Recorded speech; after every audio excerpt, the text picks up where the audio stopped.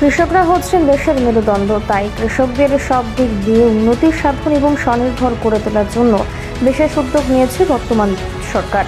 এই সরকার কৃষক বান্ধব সরকার। প্রধানমন্ত্রী নরেন্দ্র মোদী নিজেও কৃষকদের সার্বিক কল্যাণে সচেষ্ট হয়েছেন। প্রধানমন্ত্রীর মার্গদর্শনে কৃষক কল্যাণে কাজ করা হচ্ছে। কৃষি ও কৃষক কল্যাণ দপ্তরের উদ্যোগে বৃহস্পতিবার রাজধানীর নজরুল কলাক্ষেত্রে আয়োজিত জাতীয় বিপর্যয় ত্রাণ তহবিল প্রকল্পে ক্ষতিগ্রস্ত কৃষকদের রাজ্যভিত্তিক আর্থিক অনুদান প্রদান অনুষ্ঠান বক্তব্য রেখে এমনটাই বললেন কৃষিমন্ত্রী রতনলাল নাথ। এদিন অনুষ্ঠানে মন্ত্রী রতনলাল নাথ ছাড়া উপস্থিত ছিলেন বিধায়ক তথা আগরতলা পৌর নিগমের মেয়র দীপক মজুমদার, বিধায়ক রতন চক্রবর্তী সহ অন্যান্যরা। আমাদের কিন্তু আমি আগে বলছি কৃষক কিন্তু 4,72,000, 2,52,000 আরো বাকি রয়েছে। আমাদের দপ্তরকে নির্দেশ যত কৃষক সবাই এটার মধ্যে ইনভলভ হয়। 2,52,000 কৃষক এর মধ্যে টাকা পেয়েছে। 17 কিস্তির টাকা কিন্তু এসেছে, টোটাল 17 কিস্তি। এবং কত টাকা? 736,38,00,000 ত্রিপুরায়। চিন্তা করতে পারেন? কোন দেশের প্রধানমন্ত্রী এর ডাইরেক্ট কৃষকদের হাতে যেন সেদের আয় যেন বৃদ্ধি হয়, সেই জন্য এই উদ্যোগ নিয়েছে। আপনারা জানেন যে আমাদের রাজ্যে আমি যদি বলি আমাদের কৃষকদের ক্ষেত্রে আমরা 5 বছরে আমাদের কৃষক সব এখানে আছেন। 5 বছরে সরকার কৃষকদের সহায়তা সার, বীজ ইত্যাদির জন্য কত টাকা দিয়েছে 5 বছরে? Last 5 years 41,85,00,000।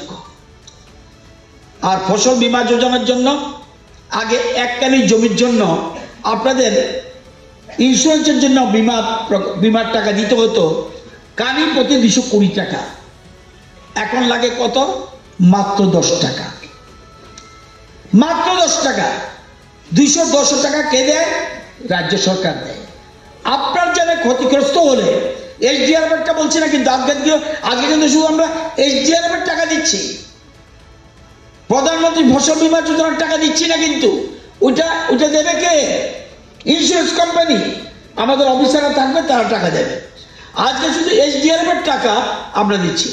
তাহলে ওই টাকা যাতে পান, আমরা প্রতি মানুষকে সবাইকে যাতে আমরা ইন্স্যুরেন্সের সাথে যুক্ত করার জন্য মাত্র 10 টাকা দিয়ে আপনি ইন্স্যুর করবেন।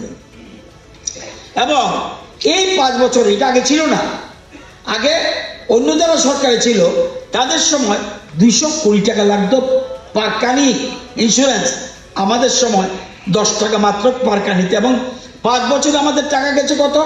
32,75,00,000।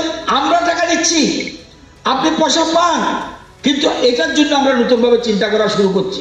কারণ আমরা যে টাকা দিই ইন্স্যুরেন্স কোম্পানিকে, সে টাকা সঠিক পাচ্ছে না সবাই। সেই জন্য আমাদের সেক্রেটারি সাহেব এবং ডাইরেক্টর আমাদের টিম চিন্তা করছেন, না এই টাকাটা ইন্স্যুরেন্স কোম্পানিকে দেবো কেন? এসডিআরএফ যেমন টাকা দিচ্ছে, এই টাকা বরঞ্চ আমরা সরাসরি মানুষের কৃষকদের হাতে দিয়ে দেবো যদি ক্ষতিগ্রস্ত হয়। যেহেতু সার্ভে আমরা করছি, সেরকম আমরা চিন্তা করছি।